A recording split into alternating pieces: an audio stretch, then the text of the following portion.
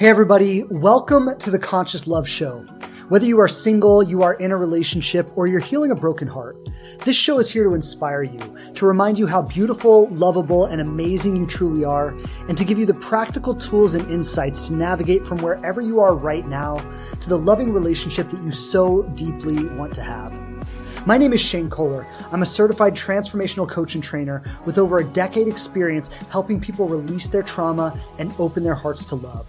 I've delivered seminars all over the world, coached thousands of people through my online platforms and programs, and every week I'm coming straight to you with the hottest insights and the best teachers around, bringing you powerful resources and profound conversations to heal your relationship with love, dating, and yourself. I'm so grateful you're here, and if it's your first time, welcome. You can count on me to always show up for you with my very best and a commitment to learn and grow myself so I can serve you to my maximum ability. Thanks so much for tuning into the show. I've got some awesome things planned for you today. So without further ado, let's dive in.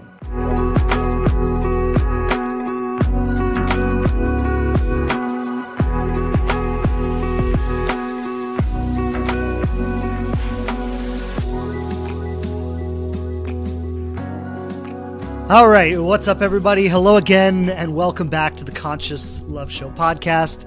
Shane Kohler back with you. Pleasure to be here and look forward to diving in today. Today's episode is about why you're attracted to the men who don't want you. And I want to say in all the women I've worked with over the years, which is, well into the hundreds, if not thousands, this is perhaps one of the most pervasive patterns I recognize. And if you're listening to this episode right now, you're listening to it because you recognize it in yourself too, right? You wouldn't have clicked on the title if you didn't. And the storyline shows up consistently in something like this. And it's basically that I'm always attracted to the men who don't want me, and I'm never attracted to the men who do. And there's this embodied somatic experience where someone's distance, someone's avoidance, someone's level of dismissal or disinterest activates a physical experience that makes you want to move towards them. And when someone is calling you, when they're texting you, when they want to see you, when they're making themselves available to spend time and they're openly expressing their interest, it kills that attraction.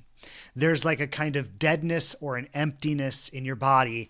And it's like, I just have no intrinsic desire to move toward this person.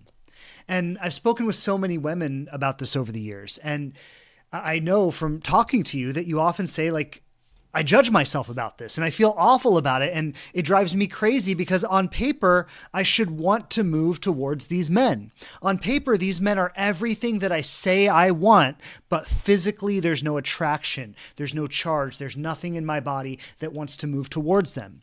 And this can lead to all kinds of layers of shame and self-doubt and what's wrong with me and why am I like this and why can't I just accept the good guy who's consistent and shows up for me. And so if you're relating to any of this right now, I want to say, I get it. I see you.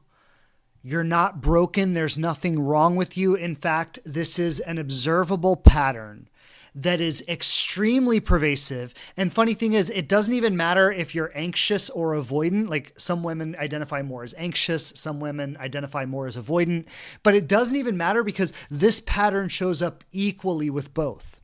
And actually something we're going to look at in today's episode is how this pattern is equal parts avoidance and anxiousness. And it's really interesting to peel back that layer and look at it. And so I just want to say that if you're caught up in this, if you resonate with this, if you see yourself in this, that means you're very normal, actually. There are real reasons for this. It doesn't mean that something's wrong with you. It doesn't mean that you're broken. It does mean that your nervous system has been trained in a certain way. And in today's episode, we're going to explore exactly what that is, how that happened, what that looks like, and why that's there. And what I want to say before we get into the details of it is that your nervous system has been trained a certain way, and it can also be retrained today.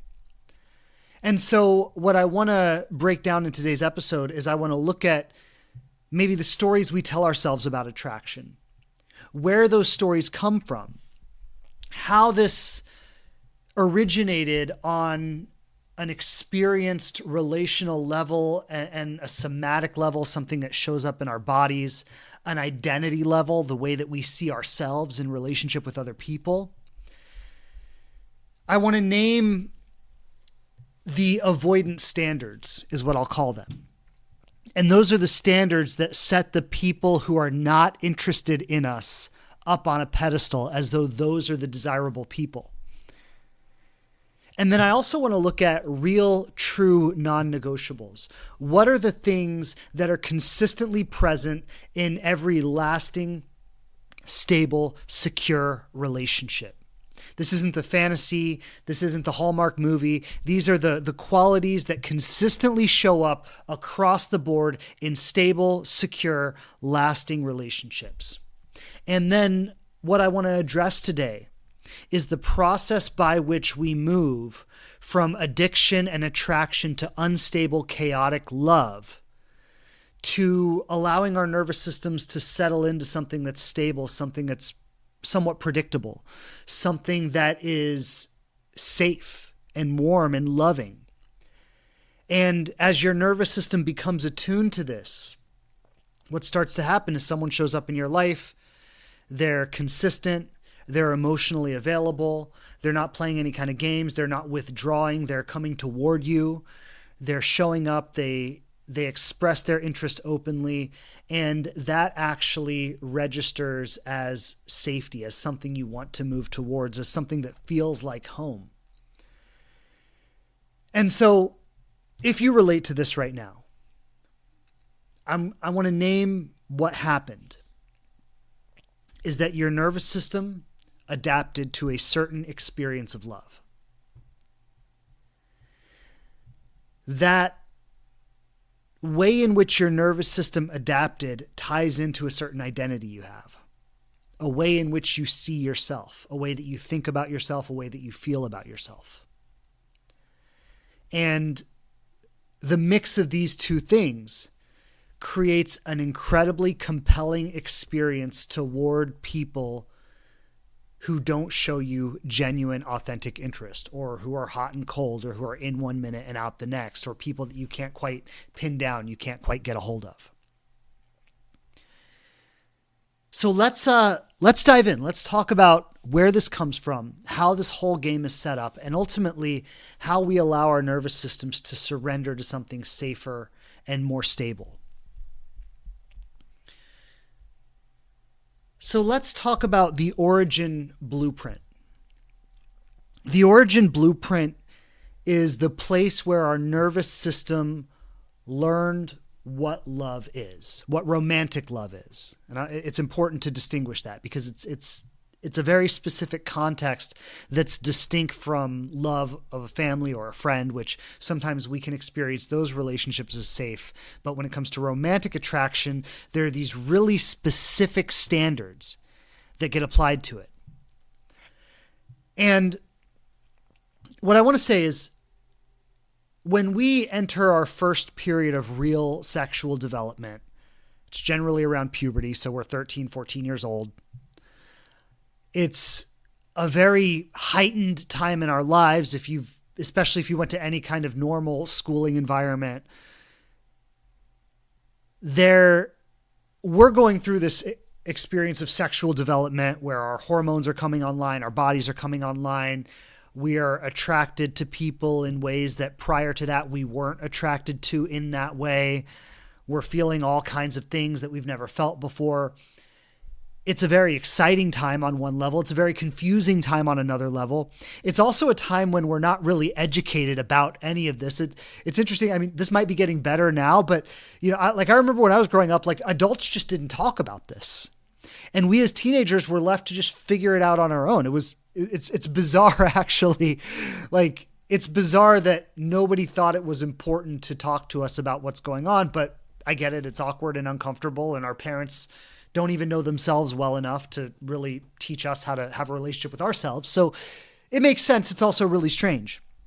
But we're going through these massive physical changes in our body. Our hormones are coming online. Our sexuality is coming online. Our attractions are coming online. And we're thrown into an environment with, like my high school was thousands of students, like 4,000 students.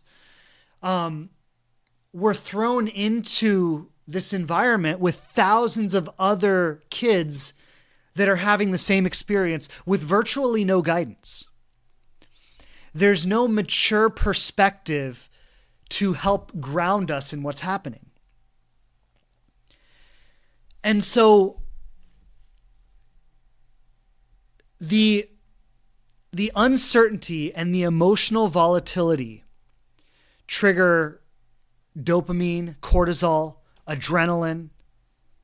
This is a cocktail that feels electric in our bodies. And we're in this environment where ourselves and thousands of people around us are going through hormonal changes. There's a social hierarchy, right? Some kids are more popular or more attractive or more desirable than others. There's sexual selection. So everybody wants to be wanted by the popular boy or girl or by the attractive person in the school. And everyone's kind of measuring themselves up against that standard. And there's peer judgment. So there's like this hierarchy with judgment, and some people are above others. And there's this very public approval and rejection. Like if you hook up with somebody, everybody's talking about it the next day. If you get dumped by somebody, everybody's talking about it at school. Like it's like a pressure cooker for all of this stuff. And it is so emotionally intense. And this is the environment that becomes our sexual and romantic blueprint. I was thinking about this the other day, like how many grown-ass adults love to watch high school romantic dramas? It's like a thing, right? And there's a reason for this. It's because it captures a very specific emotional experience that most people have not outgrown. And the reason I'm naming this right now is because this experience from, say 13, 14 years old to like 18, 19 years old is perhaps the most insecure time of our lives. It's peak insecurity. It's emotionally intense. Parts of our physical body are coming online in a way that they never have before. It's very exciting, but not in a safe way, and like the way it feels to be on a roller coaster. And this is what happens to us at that time in our lives. Our nervous system confuses intensity with meaning. And intensity becomes the marker of this matters. And whether we like it or not, that gets wired into us on a deep, fundamental level. So basically, high school, this time of our lives, is our peak insecurity. Between the comparison and the competition and the wanting to be chosen and wanting to fit in and wanting to be accepted and feeling like a sexual person for the first time in our lives. Our identity is fragile. Our worth is external. Our belonging feels scarce. And in that environment, love equals validation plus relief plus intensity. Our nervous system encodes intensity as meaning. So the uncertainty, the longing, the waiting, the hoping, that creates a kind of heightened arousal. And what our body learns is this is what love feels like. And the thing is, unless we do conscious work on this, that imprint never updates itself. And so we go into our adult lives, and this is what I find really fascinating, is that in every other area of our lives, our system updates, right? It updates as a professional. It updates as a parent. It updates as a colleague. It updates as a friend. It updates as a family member. It updates as a child to our parents, right? Like in every other domain of our lives, the system updates, but in our romantic lives, it doesn't really update. We pursue that same intensity that first imprinted itself in our first significant sexual development. And so what we call chemistry as adults, when we experience chemistry with someone, it's not wisdom. It's something that reminds us of what it felt like in our bodies to be in that very exciting, very intense, very novel experience. I remember all the adults, when I was in high school, all the adults would tell me, high school is the best time of your life. Really enjoy it. This is the best time of your life. It never gets better than this. And I thought that was insane. I would think to myself, I'd be like, how can that be true? Like, one, it's not that good. First of all, like it wasn't that great. At least my high school experience. I mean, if you were prom king, prom queen, quarterback of the football team, like maybe it was the best time of your life, right? But for me, it wasn't the best time of my life. I had some fun, but it's definitely gotten better since. But this is what all the adults told me. This is the best time of your life. And I remember thinking, how could that possibly be? Like, if it doesn't get better from here, then life fucking sucks. But I know why they said that. They said that because of what I'm describing right now.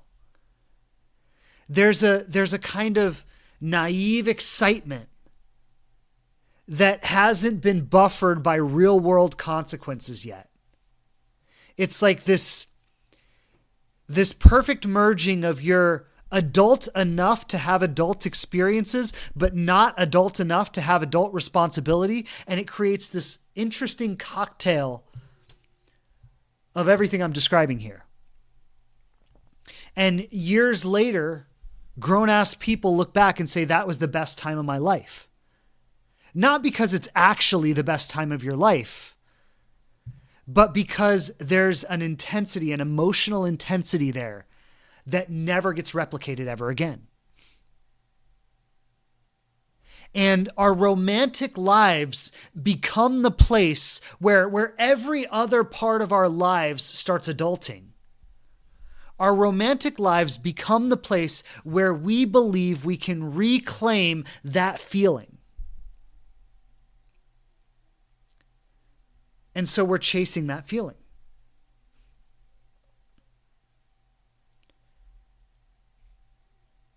Somatically in our body, we correlate intensity with something being real, with something mattering. And we say, this must be what falling in love feels like. And we chase that feeling. And let me say, like, I've had that feeling many times in my adult life, always in a romantic connection. And it never really ended well. Like, I'm just going to say that. Anytime that feeling was there, it never really ended well. Now, I fell in love with my wife, and obviously, I think my wife was the first time a romantic experience actually ended well for me, because if it had ended well sooner than that, I probably would have married that person, right? So, like, I fell in love with my wife, and there was some of that there, but there was a very interesting quality, and I remember it being very distinct because I said, you know, this is a little bit different from what it normally feels like. And I think what it was the intensity was buffered with a sense of stability. There was still some of that intensity, the dopamine, the cortisol, the adrenaline. There was still some of that. But it was buffered with a kind of stability. And I think when I was younger, it's not that I had never experienced that before, but when I was younger, I think what it was that I just wasn't drawn to that. And as I got older, and especially as I threw myself into healing work, and especially as I desired something more stable, and I think I on some level learned to surrender into something that was more stable. Not completely. And a lot of it actually came through growing with my wife. And there were periods where I craved that intensity, and that's when I got therapy and got coaching on it. And I actively learned to surrender deeper into the relationship with my wife, because a lot of times what happens is we meet someone, the intensity is there in the beginning, and then the relationship normalizes. And once the relationship normalizes, we start to lose interest in it. And I know a lot of you listening can probably relate to that too. And the thing is, any relationship that lasts will eventually normalize. And this is one of the reasons we often are so attracted to people who don't choose us, because it's actually a way to keep that intensity alive. When I choose someone and they choose me, eventually the relationship normalizes. Eventually we become two best friends, sharing life and responsibility together, building a home together, building a life together, dealing with very mundane things like dishes and diapers and insurance bills. And you have to work to maintain the sexual polarity and to maintain that romantic intensity in the relationship. It's not just a given. And a lot of us, when we feel that, we lose attraction to the relationship. And so that's the other side of it. On the one side, we chase people who don't choose us because that keeps the intensity alive. On the other side of it, when we do choose someone and they choose us back, we end up losing interest. And I remember a specific time having a call with my coach where I think it was around this time my wife and I had been together for over a year. The relationship was normalizing. The novelty was wearing off. And I remember saying to my coach, like, I love this woman so much. I want to be with her, but I feel my experience changing. And I had to work on that because a part of me was still addicted to the old model.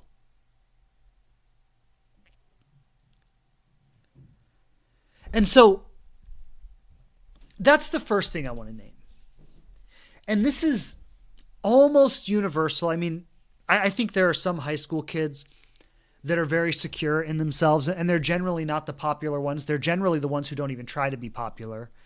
You know, maybe they're more academic or they have a clear trajectory of where they want to go in life and they're focused on their goals and they just kind of fly under the radar in high school. They have their group of friends, their activities that they participate in, but they're not competing for attention or approval. They're just very secure in who they are. And they kind of fly under the radar. And these are the people that generally, maybe they meet someone in college but they generally have a more secure blueprint for a relationship. And they just kind of fly under the radar and have a very simple, peaceful life where they naturally feel secure and they don't compete for approval and prestige and things like that. Like, those people do exist. But I think the trap is very seductive, and I think the majority of us get caught in it. And our romantic attraction is deeply intertwined with all of that. That becomes our blueprint. So every other area of our life updates, but this area doesn't. And then that gets contrasted with something deeper. And it's these two things together. So what I'm talking about is more like our teenage development, where we become sexually online, where romantic attraction becomes front and center of our lives, where there's this competitive environment to be liked and accepted and attractive and desired. And that's very intense. It's very emotionally activating. It triggers all of our hormones on deep levels. And then there's something more subtle that's operating underneath. And it's the two of these combined that really seal our fate. And so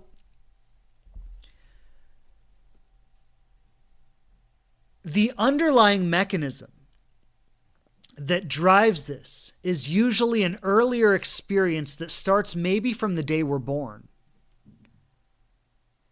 And it becomes like the water that we're swimming in, that by the time we arrive at our 13, 14 years old, it's already sealed. Like, our fate has already been determined. So I mentioned earlier about there's like a small group of people that just kind of fly under the radar. They're very secure in who they are. They don't try to fit in or compete. They're just doing their thing, living their life. Why do those kids go that way? while most of us get caught up in the social game that is high school. That traces directly back to our earlier, more formative experiences. And so this is something I've talked about many times on the podcast, but I want to bring it in here because it's deeply relevant to what I'm talking about today. And so we've all been raised, or most of us have been raised, on a model of conditional love. And conditional love says, if you are who I want you to be, if you do what I want you to do, if you perform the way I want you to perform, you get love and you get acceptance. And if you don't, if you act out, if you behave poorly, if you're not the good little girl or good little boy that I want you to be, you're going to be punished. Like I've spoken about my relationship with my mother many times on the podcast because ironically, and this is interesting in my personal story, was I lived with my mom till I was 13. Then I went to live with my dad. So immediately as I was going through this pivotal change in my body and in my life, my entire external environment changed. And I went from my mom, who was very controlling, very rigid, very strictly religious, stifled every expression of individuality or an individual agency, to my father, who was an active alcoholic, drug user. The environment was basically no rules, do whatever you want. It really heightened everything. Like everything we all go through, it was extra heightened for me, given this life transition I went through. But I divert there. My point is that if I look at how I grew up with my mom, and my mom was a little bit extreme, I think, compared to most parents, but all of our parents have a version of this. And it was, be who I want you to be or you'll be punished for it. And some of us conform and some of us rebel. I tended to rebel. I was grounded for 6 months at a time as a kid because I just constantly rebelled against who my mom was trying to make me be. Others of us conform to it. And these are just different ways of responding to the same stimulus. But whether you conform or whether you rebel, the core imprint is the same. And the core imprint is who I am is not okay. Who I am is not lovable. So if you conform, you tend to play nice, you tend to start people pleasing, you tend to start being who your parents and the external environment wants you to be, and you get acceptance and you get approval and you get love and you get validation, and all of that's wonderful. Except the core message you internalize is that, okay, it's not okay to be me. I have to be this other thing. And if you rebel like I did, well, you express a little more agency, a little more individuality, a little more freedom, but you still internalize the same message. Who I am is not okay. And so it doesn't really matter whether you conform or rebel. You still internalize that same message. Who I am is not okay. There's a reason that the amount of high school kids that are deeply secure are so few. Is because so few of us were actually raised in a secure environment. So few of us were actually given permission to be ourselves. And so by the time we get to high school, we start experiencing these changes in our body, these changes in our social structure. The groundwork has already been laid for this to be deeply chaotic, deeply destabilizing. And now, this is the thing. Being attracted to someone who doesn't want me. Yes, as I mentioned earlier, it's a way to maintain that intensity in the body. If I keep chasing, if I keep striving, if I keep trying to prove myself, if I keep thinking that if I'm good enough, if I do it right, if I say the right thing, one day I'll win their love and approval, it keeps that kind of hormonal and emotional intensity heightened. That's one payoff, is we get to continue experiencing that feeling in our body. The other payoff is I protect myself from being seen by that person. And this is why I say these two principles together really seals our fate in a devastating way. Because on the one side, you have the addiction to the intensity. On the other side, you have the deep fear of being seen. A safe, secure relationship disrupts both of those. It breaks the intensity. When you're dealing with dishes and diapers and bills, there might be a different kind of intensity, but it's not a romantic intensity, right? Like that's a different kind. So a stable, consistent relationship disrupts romantic intensity. It also forces you to be seen deeply by the other person. Like, there's nothing really that my wife and I can hide from each other. And we don't even have a relationship where it's like we tell each other everything, but everything is known. Because we live under the same roof, we see each other every day. I mean, I'm not saying that every little aspect of our inner world, every thought we have is known by the other person, but like, what can we realistically hide from each other? Even the things that we think we're hiding, the other person is seeing it.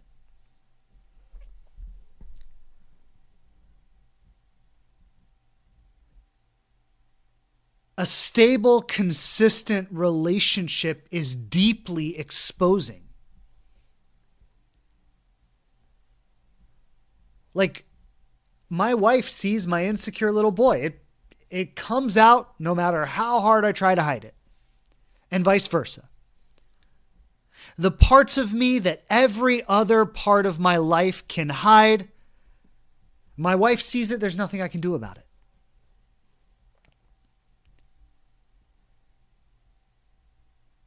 That's just the reality of being in this kind of relationship. And so it's like a double whammy because like both systems are disrupted. And this is the thing that I want to point out. I said earlier that the attraction to unavailable people is equal parts anxious and avoidant. And this is where they both converge into the same person. And this is something I've touched on before, but I want to say it here because it matters. Anxious people are actually avoidant. Because, we actually, when we talk about attachment styles, we tend to classify anxious and avoidant as two separate things. But really, from a high level, there's secure attachment and there's insecure attachment. And yes, insecure attachment can take different flavors. So it could be more anxious, it could be more avoidant, but they're driven by the same mechanism. And that same mechanism is I'm insecure with attachment. And when I'm consistently attracted to people who don't choose me, that might show up as anxious attachment in that I always feel anxious. I always feel like I'm striving to be chosen. I always feel like I'm trying to be accepted.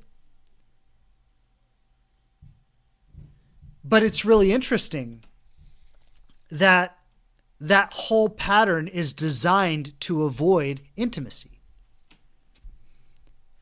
And even the people who claim to be anxiously attached often observe the same pattern where when somebody genuinely wants them, they're not interested. Even anxiously attached people observe the same avoidant pattern that I want the people who don't want me and I don't want the ones who do. This is where the labels start to fall apart.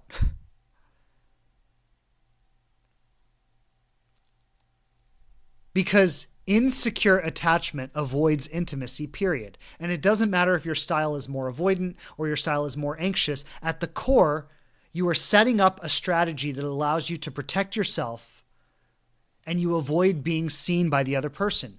When you're performing for someone's love the same way you performed for your parents' love or your teacher's love or your high school crush's love, inherently you are not being truly seen by that person. Being seen would be to stop the performance and say, this is who I am without it.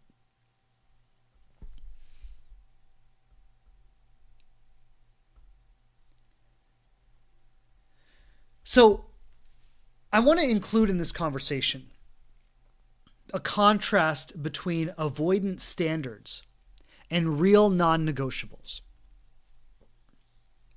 And when I say avoidant standards, I'm not talking specifically to people who have avoidant attachment. Anxious people also have avoidant standards. That's why I say in this conversation, those labels collapse because everybody can identify with this.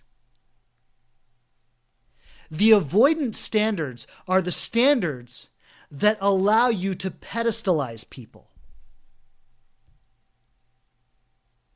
See, there's a difference between having standards, which is the real non-negotiables that I'm going to talk about today. But there are real non-negotiable standards that say these are the conditions in which real secure love can occur. And I'm only open for these conditions. Those are real, true non-negotiables. And I'm going to name what those are today. Then there are avoidance standards. Avoidance standards are the standards that put people up on a pedestal and say, this is the perfect person that I need to be loved by. Those kinds of standards are intentionally, maybe intentionally isn't the right word. They're unconsciously set up to self-select out of real intimacy. Avoidant standards are unconsciously set up to make love and intimacy inaccessible. They're the kind of standards that identify someone, make that person unreachable, or orient you towards people that are already unreachable, and strive in that direction for love, rather than the standards that allow secure love to occur. So let's talk about each of these. Avoidance standards. Now, I'm just going to name these, and as I name these, I want you to identify which ones you think you need. And I'm going to say this in advance. These are going to be a little bit confronting because a lot of you have avoidance standards confused with real standards, and what I'm about to say is going to blow that whole thing up. And if you get triggered, if you get angry when I say this, well, you have two choices. You can either dig your heels in and be right about it and keep going out there and never finding real love. Or you can explore what's being triggered. Let yourself soften into it and start to allow your nervous system the space to adapt to an actual secure relationship. And I say this with love. I don't care which one you do, because I'm not here to convince you. I'm here to map out the path to real secure love for those who want it. If you want to keep chasing unavailable love for the rest of your life, you're entitled to that. I'm not going to try to convince you otherwise. I'm just going to map the path. It's up to you what you do with it. So these are the avoidance standards. Location-based standards. They need to live in this city, in this neighborhood. I only date people from the city, but I don't date people from the suburbs. If I have to travel too far, if I have to sit through traffic, I'm not into it. Long distance is a hard no. So many people, I don't do long distance relationship. Well, look, my wife and I did long distance for 3 years. And if we hadn't been willing to do that, we wouldn't have the life that we have today. Today, we live under the same roof in the same state, right? So it wasn't forever. But here's the thing. Distance is a superficial standard. What my wife and I identified with each other was that the actual non-negotiable standards were met. Because those standards were met, it made long distance doable. Now, what sometimes people get wrong is that they get into a long distance relationship with someone. The real non-negotiables are not being met there. And then they say long distance doesn't work. No, when the non-negotiables are met, long distance works. So don't blame the distance. Don't blame the location. Don't say I'm a city person and I can't date someone from the suburbs. Identify if the non-negotiables are there or not, which, by the way, I haven't covered yet, but I'm going to cover those momentarily. If the non-negotiables are there, distance isn't an issue. If the non-negotiables are not there, distance becomes an issue. Number 2, these are the avoidance standards. Lifestyle aesthetic matching. So they need to have the same lifestyle as me.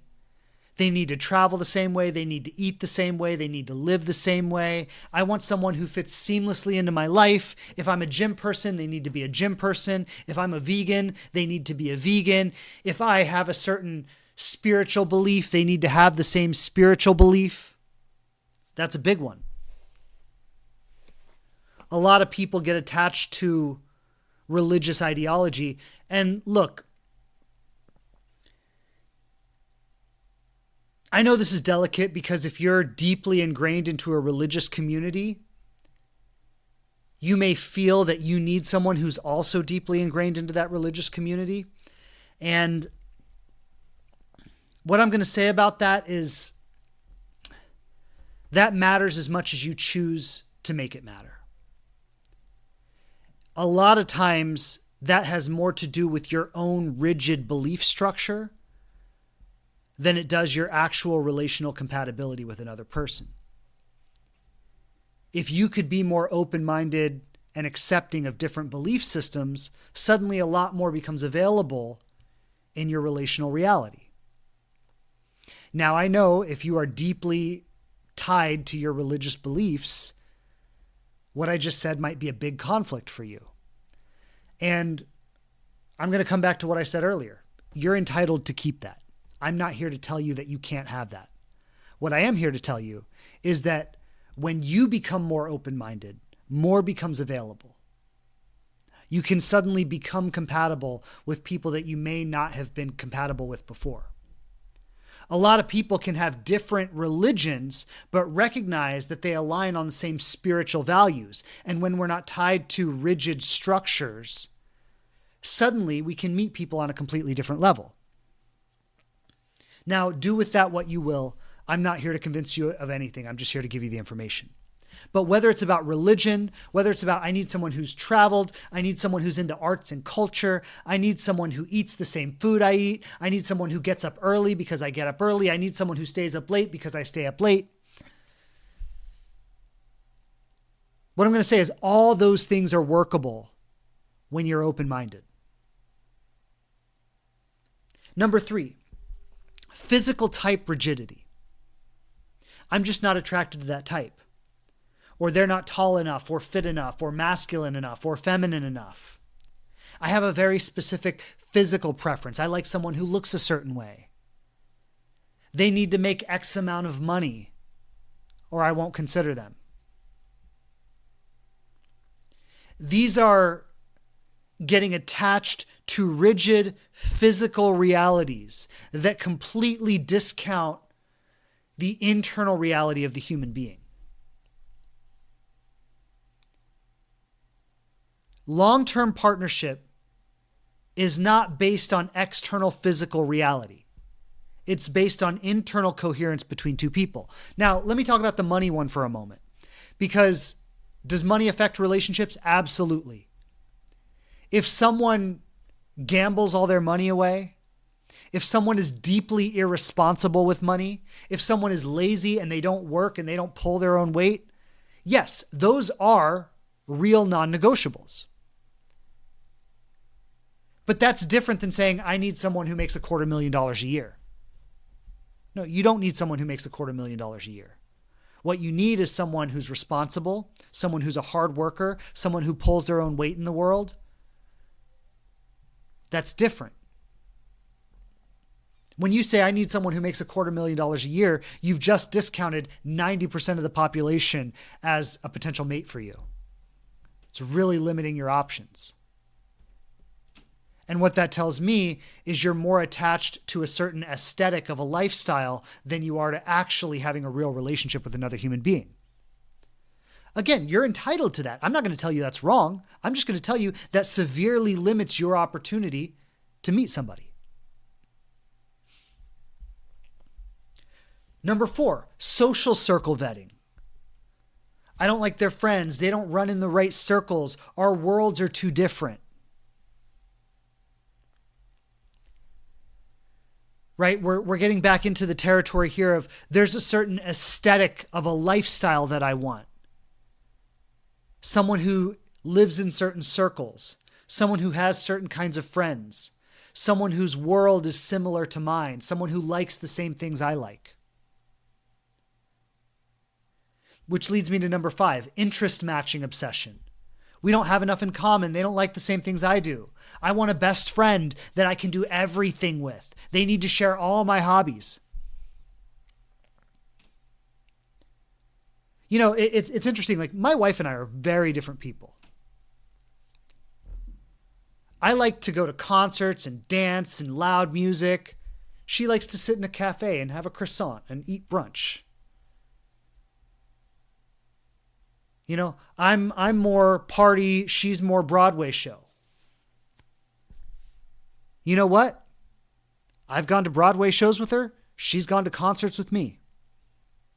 You know what? Sometimes I can go do things I want to do with friends who share the same interests as I do, and she can go do things she wants to do with friends who share the same interests that she does. And sometimes we do things together, and sometimes we do them apart. And you know what? None of that has anything to do with the day-to-day life we share.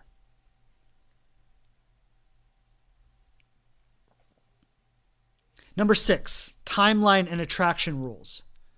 If I don't feel anything by date 3, I'm out. I don't want to waste time. I don't feel a spark. This need to experience a certain kind of attraction in a certain amount of time.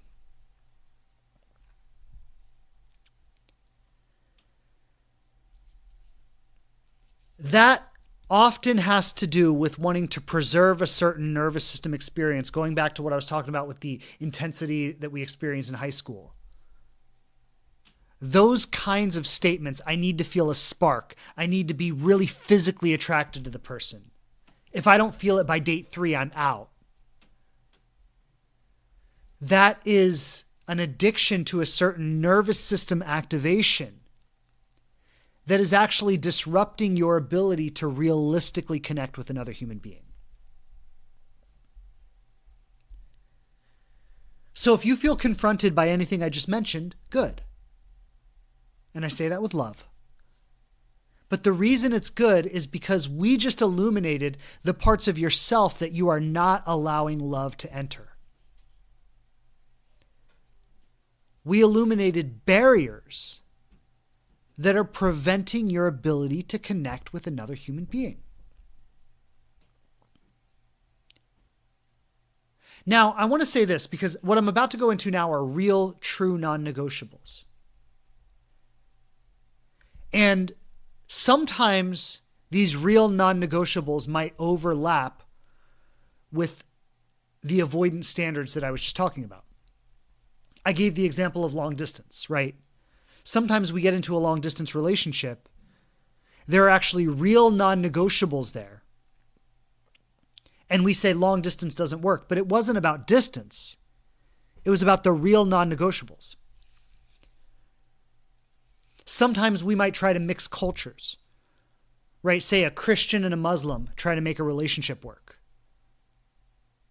And it becomes destructive or intolerable for both of them. And they say, I could never date someone with a different religion. But it wasn't the religion that was the problem. It was the rigid lack of open-mindedness and the inability to accept another person's worldview that was the problem. So let me name these. I'm gonna quickly name all of them. I have 8 of them. 8 non-negotiables. With an optional 9. So there's 8 and an optional 1. Number 1, no integrity. So if the person is not honest, if they lie, if they cheat, if they steal,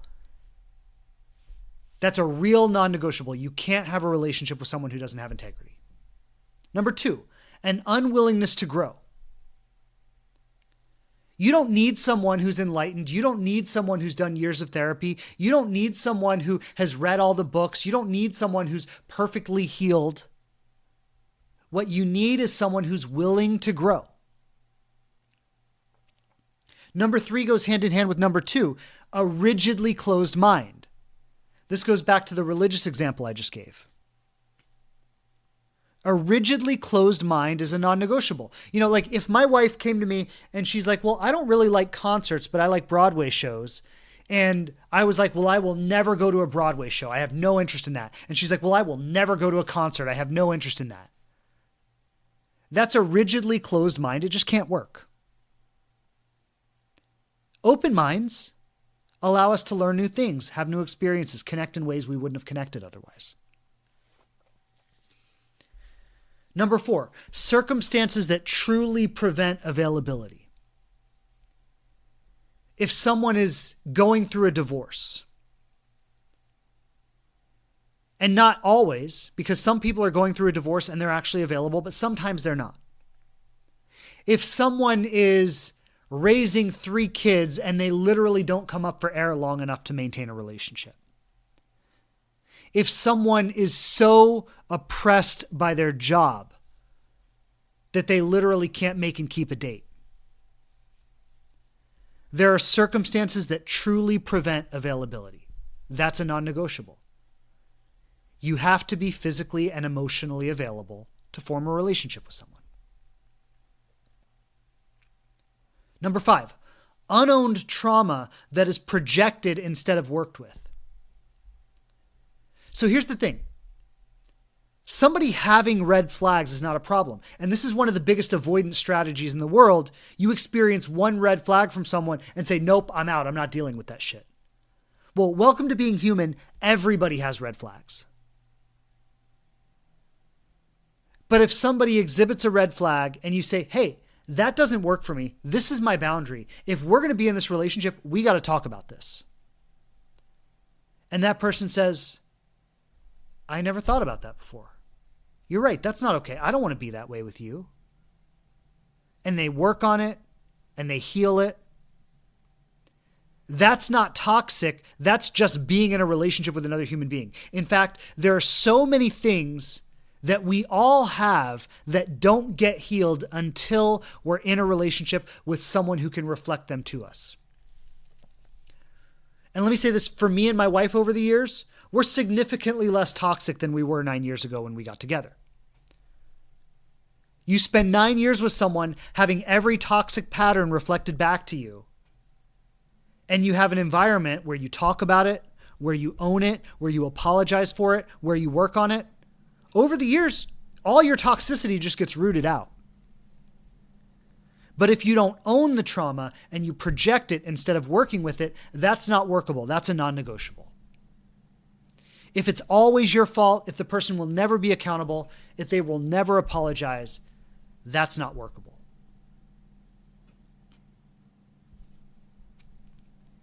The inability to have children when children are desired. This is the optional one.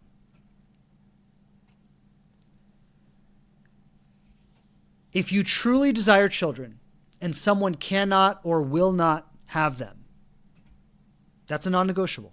Simple as that. Number 7, lack of basic kindness under stress. If someone cannot maintain their center when they're stressed, that's essential. And look, it's a reality. I've shared about this on the podcast. My wife and I, we have a 6-month-old daughter right now. Stress is constantly high in the house. Neither one of us sleep half the time. Our days are full from the moment we wake up till the moment we go to sleep. Basically everything that my wife used to do around the house, I do all of it now. Plus we both work a full-time job. Plus we're taking care of a child. And I say everything. That's not even close to true. My wife still does a ton, but like cooking dinner, a lot of like the things that she used to be responsible for, I took them over. She still does a ton of stuff. Chronic inability to choose. This is the last one. Chronic inability to choose. If someone is always on the fence and never committing, it's an absolute non-negotiable. There gets to a point in every relationship where it's like, if you don't completely choose me, I'm out.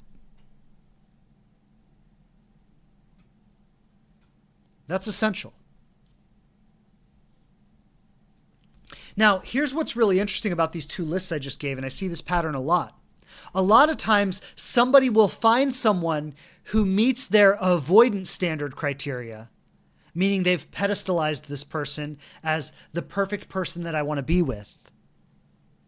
Meanwhile, the real non-negotiables are not being met, and they'll stay in that relationship because that person meets those superficial standards. But they meet someone that meets these real non-negotiable standards, and they won't partner with them because they don't meet the avoidance standards. Now, that person might want love, but I'm going to say that person does not have the ability to receive love.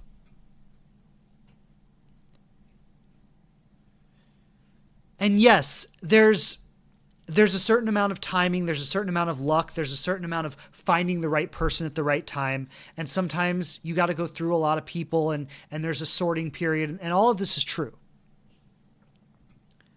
But here's what I'm going to say. If you've been trying this for a long time and you are consistently failing in relationships, or relationships are consistently failing you, at a certain point, you've got to stop saying, it's not luck, it's not timing, I just haven't met the right person yet. And you've got to recognize that maybe I'm looking for the wrong things. Maybe I'm pursuing something in love that is actually fundamentally unsustainable. And I see this happen with the women in my Inspired Love community all the time.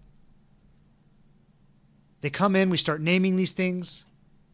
They start reorienting their standards. They start adapting their nervous system to a different quality of connection. And before long, they're in a relationship. I'm not saying it happens every time. Everybody's journey is unique, but it happens often enough that it's not chance.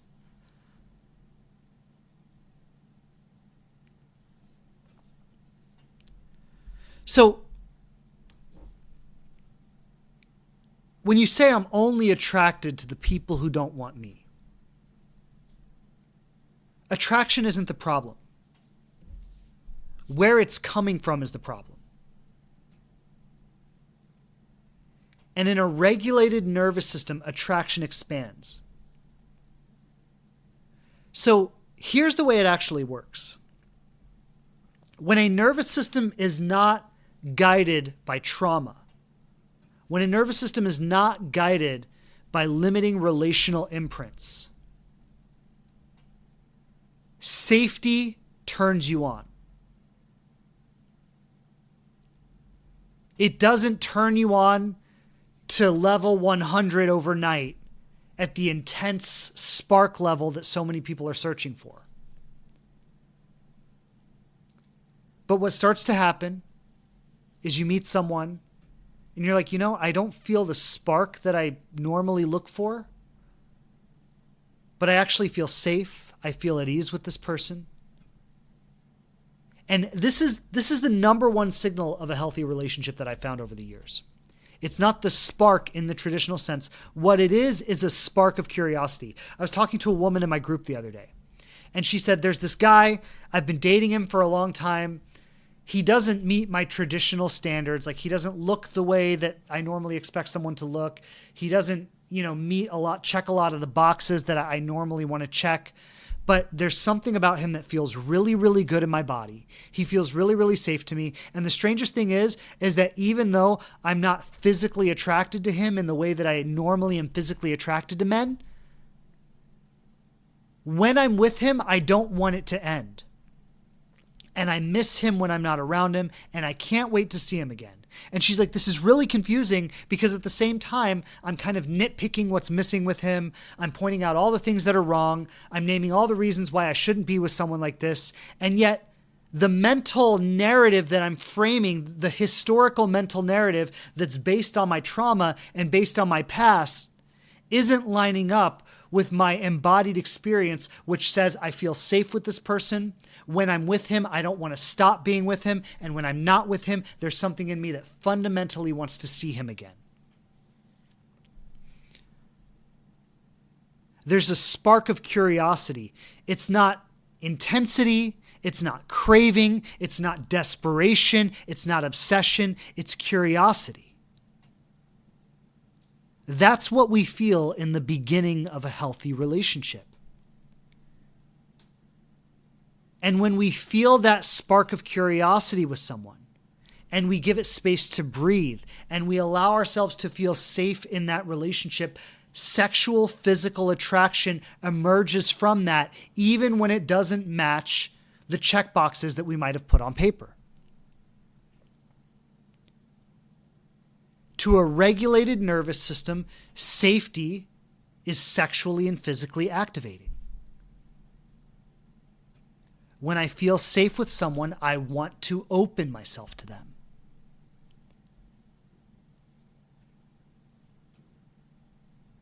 When I'm afraid of being seen, when my nervous system is fundamentally resisting being seen,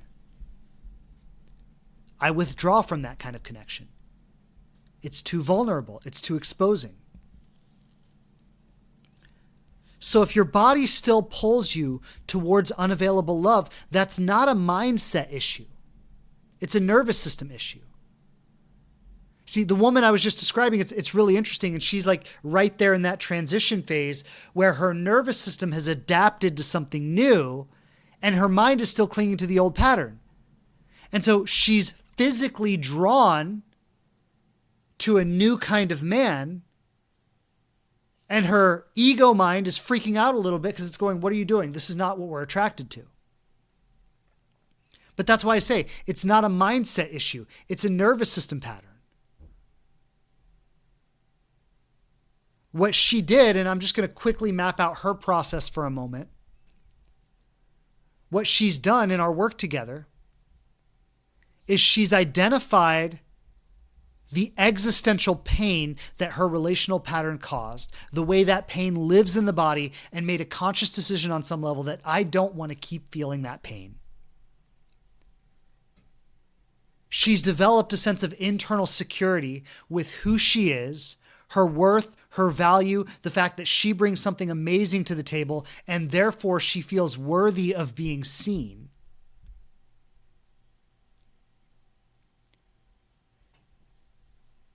In light of those two things, her nervous system starts to draw herself into different experiences. Now, it takes some time for the mind to catch up. This is exactly what I described earlier when I said, after being with my wife for about a year, there was a part of me that wanted to retreat from the relationship.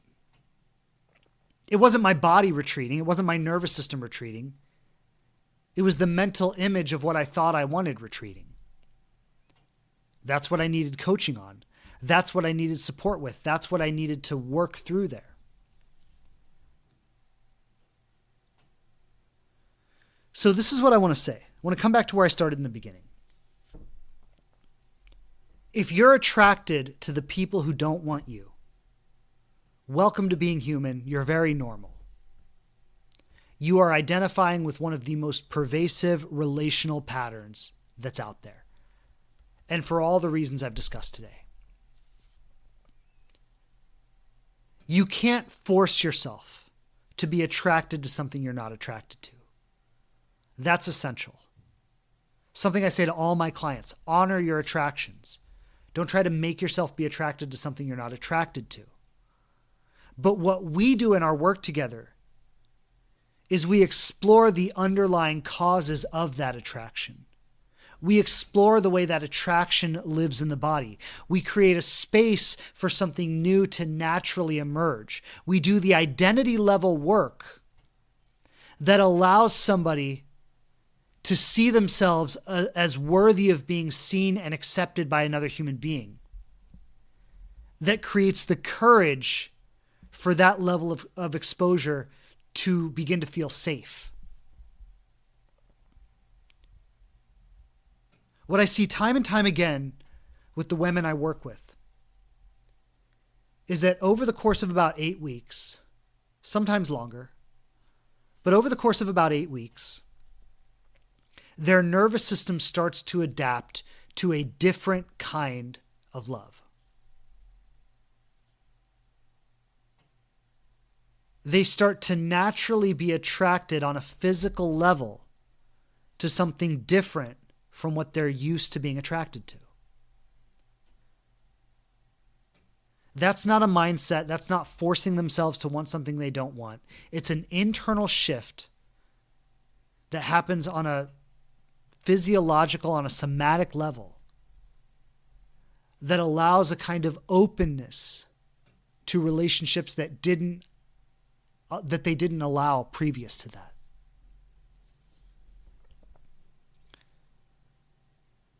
And I want to say, I'll come back to something I said earlier.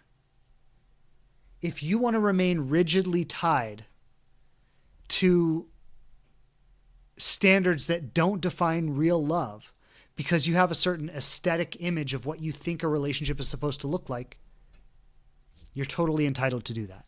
I'm not here to tell you any different. But if you want to really be seen and held and received and loved and chosen on the deepest levels, your nervous system needs to adapt to a different kind of experience around love. The Inspired Love Program is the place where I work with my students to create that exact internal shift. If you're interested, I'm going to leave the link in the show notes for you to check out the program, learn a little more about it, and if you want to take the next step, go ahead and book a call with us. I'm going to wrap it up for today. Thank you for being with me. Lots of love and blessings, everybody. I'll see you back here next week. Hope you enjoyed this episode. I'll see you then. Take care. Bye. Thanks again for checking out the show. Please subscribe on whatever platform you listen to podcasts on the most. And I would love it so much if you'd leave a review and tell people what you think of us. Don't forget to follow us on Instagram @TheLivingRelationship to connect more closely. And I'm grateful to be supporting you on your journey to love.